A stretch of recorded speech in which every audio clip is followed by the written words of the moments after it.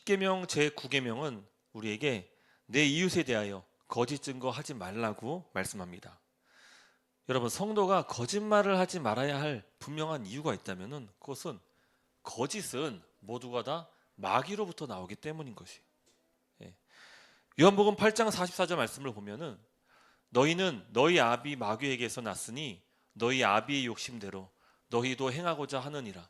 그는 처음부터 살인한 자요 진리가 그 속에 없으므로 진리에 서지 못하고 거짓을 말할 때마다 제 것으로 말하나니 이는 그가 거짓말쟁이요 거짓의 아비가 되었습니다. 여러분, 그래서 이 성경에 나오는 최초의 거짓말이 뭡니까? 바로 뱀이 하와에게 다가가서 했던 거짓말이에요. 창세기 3장 4절부터 5절 말씀. 동상 중앙에 있는 나무의 열매는 하나님의 말씀에 너희는 먹지도 말고 만지지도 말라 너희가 죽을까 하노라 하셨느니라. 뱀이 여자에게 이르되 너희가 결코 죽지 아니하리라. 조각을 절대 죽지 아니하리라. 이렇게 말씀하시는 것이죠. 그래서 이 마귀는 뱀의 모습으로 나타나서 인류를 속이고 넘어뜨린 것이에요. 이게 바로 우리의 타락의 원인인 것이죠. 또 예수님을 속여서 그를 팔아넘겼던 가룟 유다, 그에게도 사탄이 들어갔습니다. 요한복음 13장 27절 말씀. 조각을 받은 후 곧 사탄이 그 속에 들어간지라. 예. 그래서 여러분, 거짓, 속임수, 간계, 이거 다 모두 사탄의 수인 것이에요. 사탄은 초대교회가 탄생했을 때도 거짓을 퍼뜨렸습니다. 이 초대교회가 탄생하고 이 초대교인들은, 초대교회 성도들은 매일 모이기에 힘썼고 또 구제하기에 힘을 다했습니다. 경건했습니다. 그래서 당시 성도들은 자신이 가진 소유, 특별히 땅을 팔아가지고 가난한 자들에게 나눠주기를 자원했습니다. 대표적인 사람이 바로 바나바입니다. 근데 그때 교회에 사단이 틈탄 거예요. 아나니아 삽비라 부부, 이 사람들도 구제를 하고 싶었지만 동시에 재물에도 욕심이 있었던 거예요. 그래서 땅값을 전부 팔았다고 하고는 일부를 감춰서 숨긴 것이죠. 그리고 마치 자기 전 재산을 다 팔아서 가난한 자를 나눠준 것처럼 교회를 속였습니다. 누구도, 어떤 사람도 교회에 헌금하라고, 땅을 팔아서 교회에 바치라고 했던 사람이 없어요. 어떤 압박도 없었고 굳이 억지로 굳이 하지 않아도 됐다는 것이에요. 베드로는 아나니아와 삽비라의 마음에 사탄이 가득하여 성령을 속였음을 간파했습니다. 그래서 이 사도행전 5장 3절 말씀. 베드로가 이르되 아나니아야 어찌하여 사탄이 내 마음에 가득하여 내가 성령을 속이고 땅값 얼마를 감췄느냐. 여러분, 굳이 하지 않아도 됐는데 왜 이들이 자신의 재물을 팔아서 일부를 숨기고 그 일을 행한 겁니까? 바로 그 안에 사탄이 들어와 있다는 것을 우리가 알 수 있는 것입니다. 이처럼 사탄은 거짓과 속임수로 역사하는 것입니다. 또 성도가 거짓말을 하지 말아야 할 두 번째 이유를 들자면은 바로 우리의 아버지께서 그분은 거짓이 없기 때문이에요. 디도서 1장 2절 말씀. 이 영생은 거짓이 없으신 하나님이 영원전부터 약속하신 것이라. 성경에 뭐라고 말한다고요? 하나님은 거짓이 없으시대요. 그래서 우리 성도가 하나님께 속해 있다면은 우리에게도 거짓이 없고 진실하신 하나님의 성품을 닮아야 하는 것입니다. 그래서 거짓이 싫은 거예요. 이 속이는 게 싫은 거예요. 진리는 하나님의 성품이자 본성이며 진리는 하나님의 불변하신 말씀입니다. 여기서 말하는 진리는 어떤 철학자들이 학문을 탐구하는 이런 것을 말하는 것이 아닙니다. 하지만 그 진리를 왜곡하고 누가 회방합니까? 바로 사탄, 마귀인 것입니다. 그래서 사탄은 끊임없이 하나님의 일을 회방하고 거짓으로 성도를 속이려 하는 겁니다. 가로막는 것이. 사탄은 거짓으로 하나님이 창조하신 이 세상을 파괴하려 하는 것이. 성도는, 이 신자는 이 악한 사탄의 계기로부터 우리는 이 계략을 간파하고 정신 차려야 하는 것입니다. 또 우리가 알다시피 예수님은 진리세요. 그분은 진리가 되십니다. 또한 예수님께서 보내신 성령님도 성경은 진리의 영이라고 가르쳐 줍니다. 그래서 이 성령님이 임하시면은 이 모든 사탄의 거짓과 속임수를 진리로 덮어주시는 거예요. 요한복음 15장 26절 한번 같이 한번 읽겠습니다. 시작. 내가 아버지께로부터 너희에게 보낼 보혜사 곧 아버지께로부터 나오시는 진리의 성령이 오실 때에 그가 나를 증언하실 것이요. 아멘. 여러분, 성령님은 예수 그리스도를 증언하시고 또 진리를 환히 밝혀주시는 분이세요. 성령님께서 우리 가운데 임하실 때 우리의 마음과 생각과 우리의 모든 입술은 항상 진리 위에 거하게 되는 것입니다. 여러분, 사탄은 이 교회를 깨뜨릴 때 계속해서 거짓과 속임수, 종상모략을 사용합니다. 그리고 그 모든 사탄의 계획의 결과는 분열, 분쟁, 다툼이 일어나는 거예요. 그래서 우리는 정신 바짝 차리고 항상 깨어 있어야 되는 거예요. 그래서 베드로 사도가 이렇게 말하는 거예요. 베드로전서 5장 18절 말씀. 근신하라, 깨어라. 너희 대적 마귀는 우는 사자같이 두루 삼키며 삼킬 자를 찾나니. 반면 우리 성령님은 우리를 진리로 이끄시고 정직과 진실하도록 하십니다. 그래서 그 결과, 그 열매가 바로 성령께서는 우리 교회를 하나 되게 하시는 거예요. 여러분, 진실은요, 우리를 하나 되게 만드는 거예요. 우리를 서로 신뢰하도록 만들어 준다는 것이죠. 성도는 거듭난 자며 우리 안에 진리의 성령님께서 함께 거하십니다. 할렐루야. 물론 이 성도들이 때로는 쉽고 가볍게 거짓말할 때가 있습니다. 물론 이것은 누구를 해친다든지 아니면 악의적으로 거짓말을 퍼뜨리는 것은 아니에요. 하지만 기억해야 돼요. 우리 안에 성령님이 거하신다는 거예요. 우리의 주가 되시는 예수님께서 진리시며 우리를 창조하시고 다스리시는 우리의 아버지가 되시는 분이 바로 우리 가운데 빛이시기 때문에 결코 성도는 어둠에 거하면 안 되는 것입니다. 자, 우리 한번 이렇게 한번 인사할까요? 서로 한번 이렇게 한번 인사했으면 좋겠습니다. 우리 진리 가운데 거합시다. 또 진실하고 정직합시다.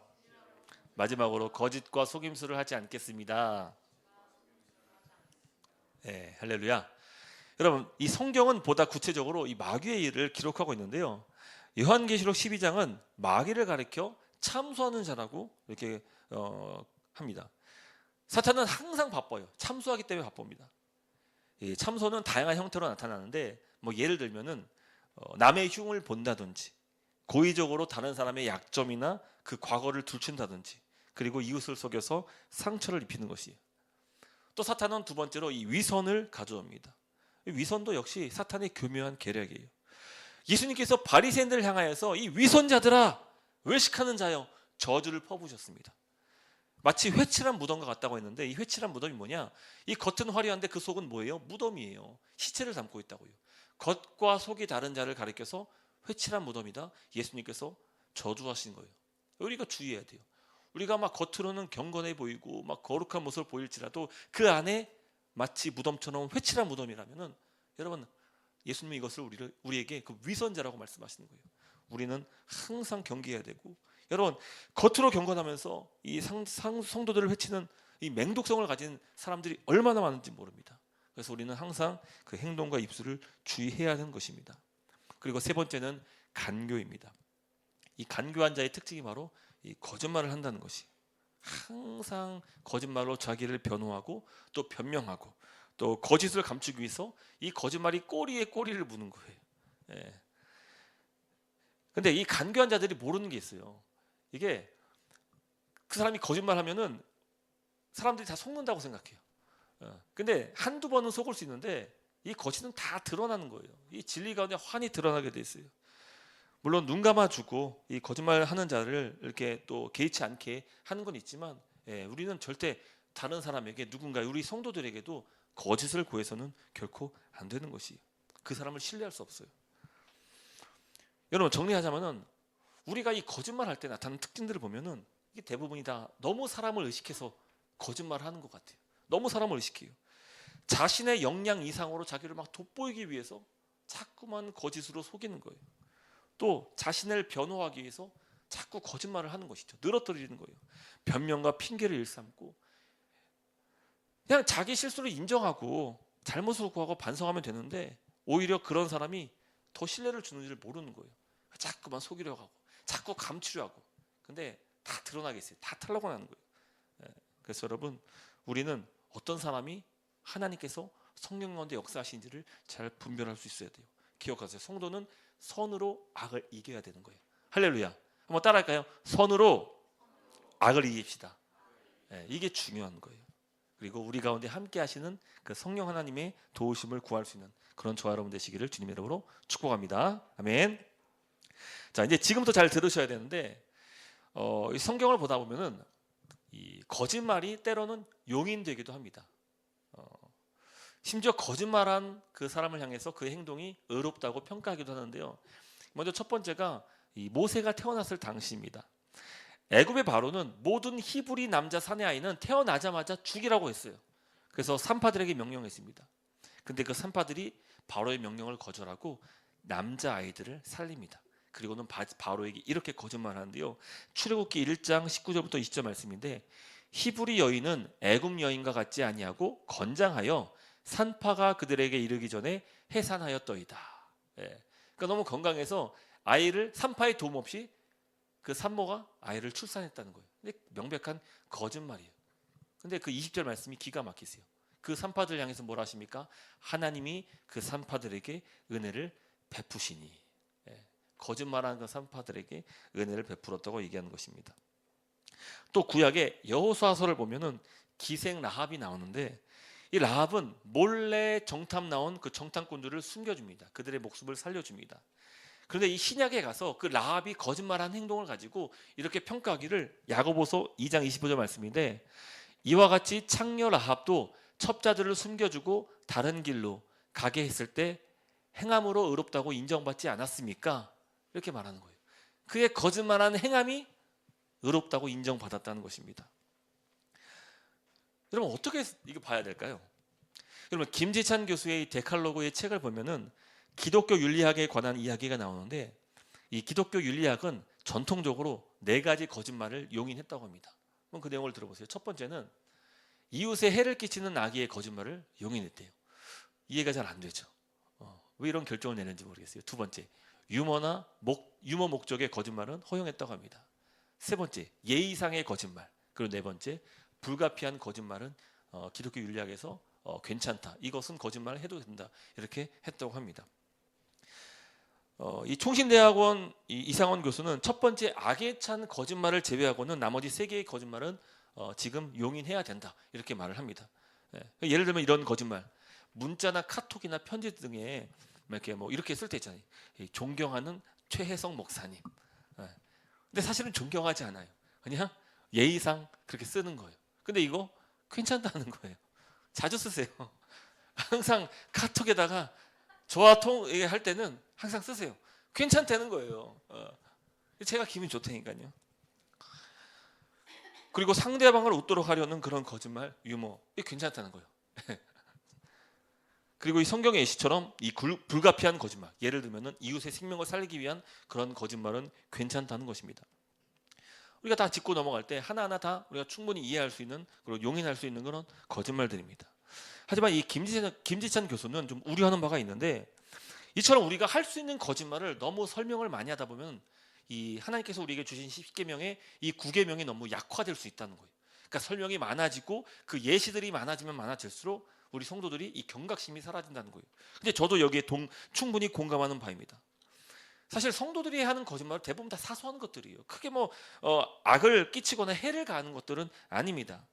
그러나 그 거짓이 유머이든 예의상이든 이것이 상대방의 호감을 얻으려고 내뱉은 거짓말, 혹은 정말 궁지에 몰려서 하는 그 거짓말일지라도요, 우리 성도들은 항상 이 거짓말이 쌓이고 쌓이면은 결국 사람들에게 신뢰를 잃게 된다는 사실을 기억해야 된다는 거예요. 그래서 여러분, 우리는 이 그리스도 안에서 우리가 한 몸 된 성도 그리고 교회 아닙니까? 우리는 그 무엇보다도 성령께서 우리 가운데 하나 되게 하신 것을 힘써 지킬 때에 우리는 서로에게 신뢰를 줄 수 있는 그런 대상이 되어줘야 한다는 것입니다. 할렐루야. 또 이 김지찬 교수가 이 교회 상황을 우려하면서 이렇게 말하는데, 그 내용을 이렇게 자막에 띄워볼게요. 오늘날 현대 사회는 물론 교회 안에서까지 악의에 찬 거짓말이 아니면 웬만한 거짓말은 큰 문제로 삼지 않는 경향이 커져가고 있습니다. 왜냐하면 현대 사회와 현대 기독교는 진실의 힘보다는 위로와 격려를 중요시하는 경향이 있기 때문입니다. 현대인들과 현대 그리스도인들은 진실을 분명하게 알아야 할 필요가 있을 때에도 애매하게 말하기, 침묵하기, 반만 이야기하기, 진부하기 짝이 없는 같은 말을 반복하기, 회피하기 등으로 둘러댑니다. 여러분, 이 내용이 이해가 되시죠? 그리고 충분히 좀 공감이 되지 않으십니까? 미국의 심리학자 제럴드 제리슨이 사람들은 하루에 평균 200번 가량의 거짓말을 한다라고 연구 조사를 밝혔습니다. 그러니까 입만 열면 거짓말인 거예요. 이건 우리가 뭐 밥 먹듯이 뭐 거짓말 한다고 하는데, 여러분 하루에 밥을 200번 먹는 사람은 없거든요. 그 엄청난 거짓말 한다는 거예요. 또 반면 네덜란드 대학교의 연구팀이 조사한 바에 의하면은 하루 평균 거짓말한 횟수가 2.19번이라고 합니다. 근데 이제 10대는 평균 2.8회로 가장 많이 거짓말한다고 합니다. 이 평균 오차 범위가 너무 커서 이게 참 어떤 걸 우리가 기준으로 둬야 될지 모르겠지만, 어쨌든 우리가 하루에 최소 2번에서 200번 가량의 거짓말을 한다는 거예요. 뭐 누구에 따라, 경우에 따라만 다를 거예요. 거짓말을 할 수밖에 없는 사람들은 오면 200번도 할 수 있을 거예요. 다 다를 겁니다. 여러분 잘 생각해 보세요. 만약에 우리 60억 인구가 하루에 평균의 거짓말을 한다면 어떨까? 이 사회는 어떤 사회가 될까요? 이거 온통 거짓이 판을 치는 그런 세상일 것입니다. 근데 실제로 우리 살고 있는 세상이 어떻습니까? 그래요. 루머가 판을 치고, 또 허위 과장과 이런 광고들이, 또 찌라시들, 뭐 거짓 뉴스들이 막 여기저기서 막 쏟아지고 있는 것이, 심지어 이 하나님 말씀 가운데서도 이 거짓들이 온 세상 가운데 지금 전해지고 있는 것이, 이미 우리는 거짓에 둘러싸인 사회를 살아가고 있는 것입니다. 여러분은 어떤지 모르겠지만 사람이 그런 것 같아요. 때로는 진실보다 거짓을 더 듣고 싶어하는 그런 경향이 있는 것 같습니다. 예를 들면은 사랑하는 남자에게 듣고 싶은 말 무엇입니까? 뭐 이런 거죠. 나는 세상에서 당신이 가장 아름다워. 당신은 정말 세상에서 가장 빛나는 보석이고 가장 아름다워. 당신은 내가 사랑하는 유일한 사람이야. 뭐 이런 말들. 근데 하지만 사실대로 말하면 어떻습니까? 당신은 이 세상에서 한 상위 50% 안에 들 정도의 미모를 갖고 있어. 다시 한번 생각해 보니까 한 60% 정도일 것 같아. 이 진실이란 말이에요. 또 당신은 내가 사랑하는 유일한 사람은 아니야. 나는 우리 부모님을 사랑하고 내 친구들을 사랑하고, 나는 오랫동안 사귄 동성 친구 7명 그 친구도 사랑해.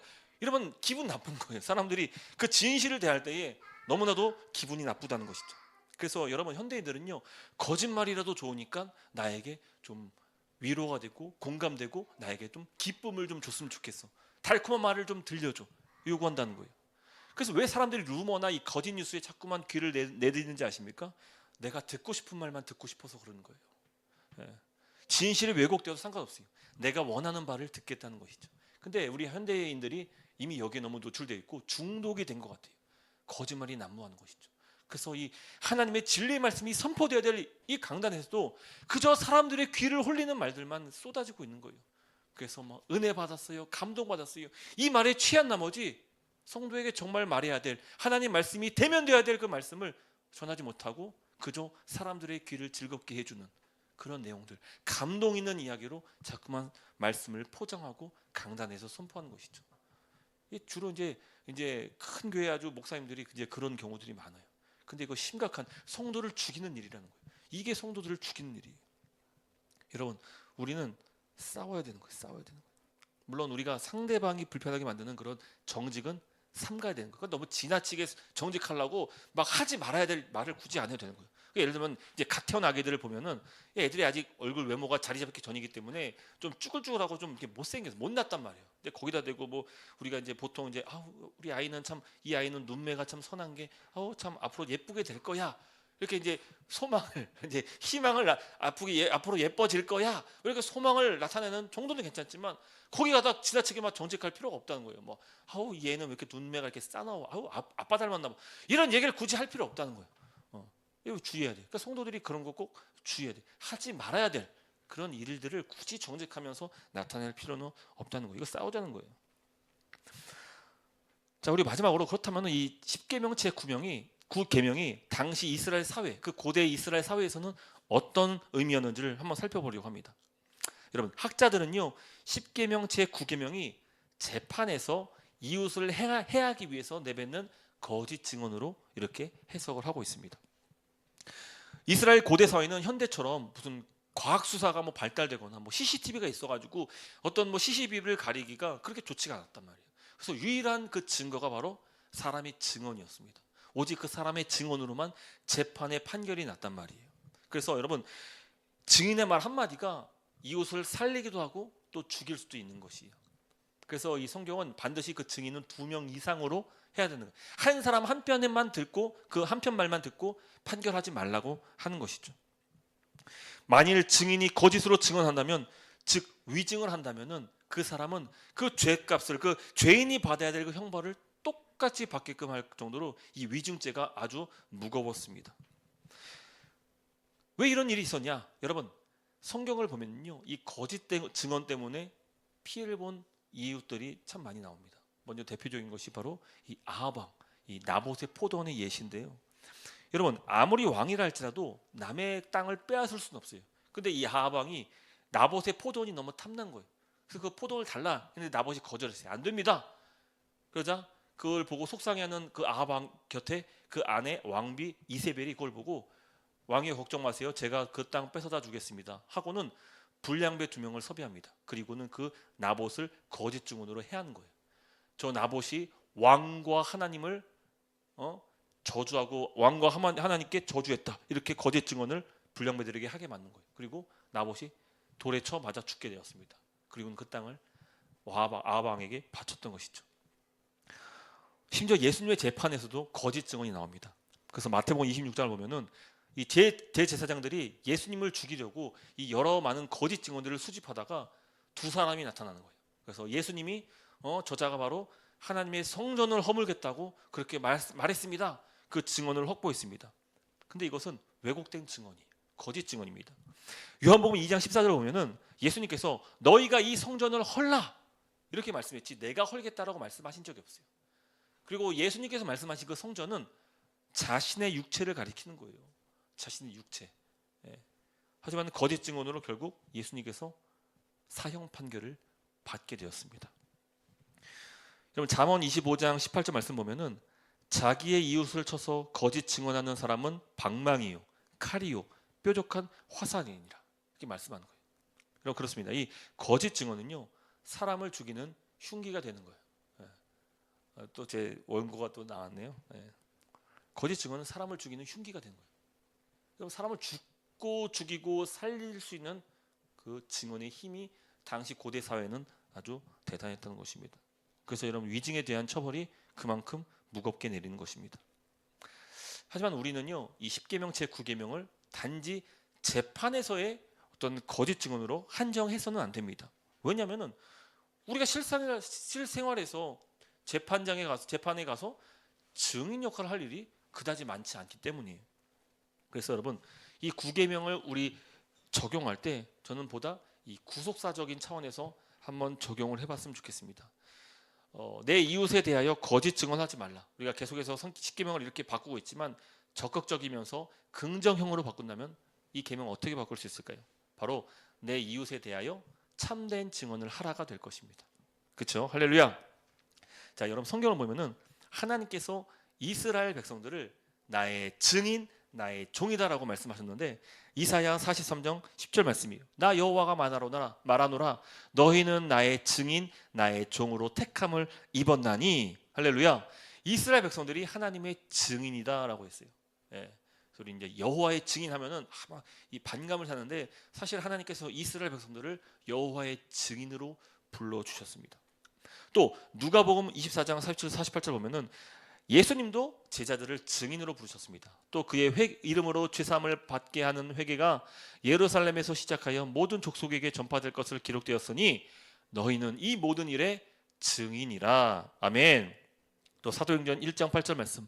오직 성령이 너희에게 임하시면 너희가 권능을 받고 예루살렘과 온 유대와 사마리아와 땅끝까지 이르러 내 증인이 되리라 하시니라. 아멘. 여러분, 이 말씀은 우리에게도 동일한 거예요. 하나님께서는 우리에게 너희는 나의 증인이다 라고 부름받은 하나님의 백성이요 예수 그리스도의 제자인 것입니다. 하나님께서 우리를 증인으로 불러주셨다면 여러분, 증인의 필수 요건이 있어요. 그것은 바로 정직인 거예요. 양치기 소년 아시죠? 3번 거짓말했더니 결국 이웃들에게 신뢰를 잃게 되어서 그가 참된 말을 할지라도 사람들이 듣지 않게 된 거예요. 근데 우리가 증인이라면요, 우리는 이웃 가족과 성도들에게 항상 진실과 정직으로 대할 수 있어야 되는 거예요. 왜요? 우리의 말 한마디가 결정적인 하나님의 증인이 될 수 있기 때문이에요. 그래서 우리는 신뢰를 줄 수 있는 그런 정직과 진실을 말할 수 있는 자가 되어야 하는 것입니다. 할렐루야. 성도들 왜 거짓말하면 안 됩니까? 우리가 예수 그리스도의 증인이기 때문이에요.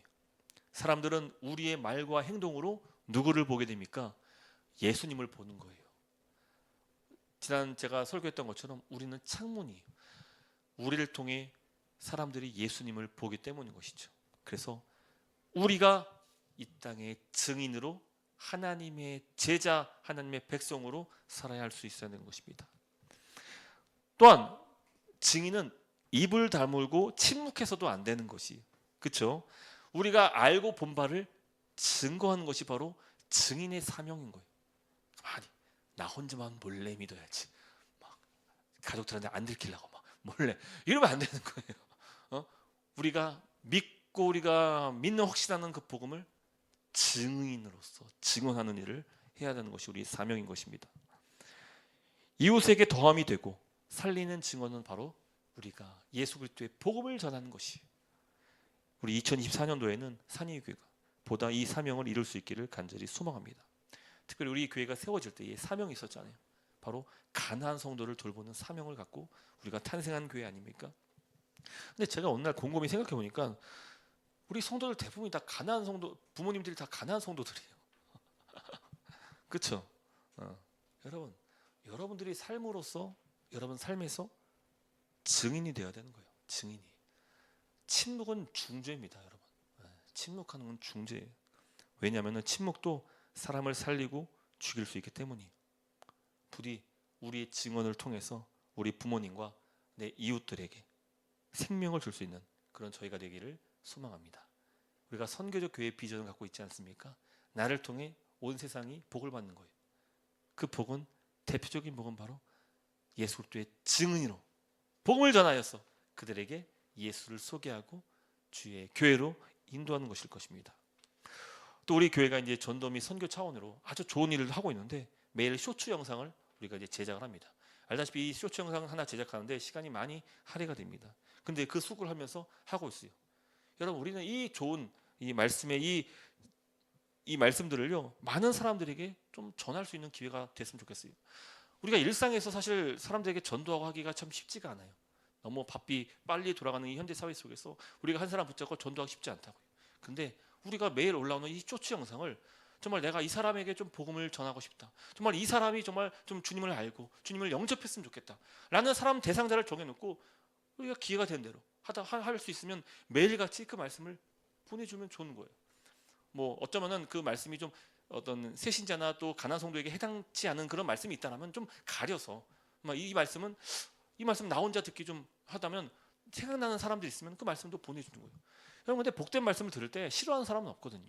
그래서 하나님 말씀을 듣기 원한다는 것이, 그리고 그 말씀을 통하여서 사람들이 주께로 나올 수 있는 발걸음이 될 수 있다는 것이, 저는 이 일들을 우리 산위교회가 함께 했으면 좋겠어요. 그래서 한번 좀 더 구체적으로 우리가 이 일들을 한번 같이 했으면 좋겠어요. 말씀 맺도록 하겠습니다. 여러분, 우리가 예수 그리스도의 증인으로 부름 받았다면은 우리는, 이 교회는 바로 이 증인으로서 그 사명을 다해야 될 줄 믿습니다. 그리고 무엇보다 우리가 예수 그리스도의 증인으로서 많은 사람들에게 신뢰를 줄 수 있는 그런 이웃들이 되기를 간절히 소망하는 바예요. 그래서 우리가 선교적 교회를 배울 때 우리가 이 부분을 충분히 다뤘지만, 그러나 기억해야 되는 것은 나를 통해 하나님이 역사하신다는 거예요. 하나님은 나를 통해 역사하세요. 주님은 교회를 통해서 일하시는 것이에요. 그러니 우리가 축복의 통로가 되어서 많은 이들에게 예수 그리스도의 복음을 증거하여 많은 모든 사람을 복되게 할 수 있는 그런 저와 여러분 산위의 교회가 될 수 있기를 주님의 이름으로 축복합니다. 아멘.